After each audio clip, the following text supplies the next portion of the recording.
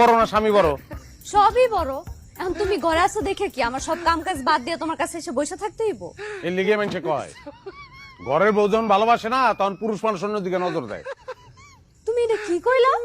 আমি তোমারে ভালোবাসি না। না বাসো না, আমার দিকে তোমার কোনো খেয়ালই নাই। সবসময় খালি কাম খাই, টিভি দেখা, নাহলে মোবাইল চালানি, এগুলোর দিকে খেয়াল তোমার।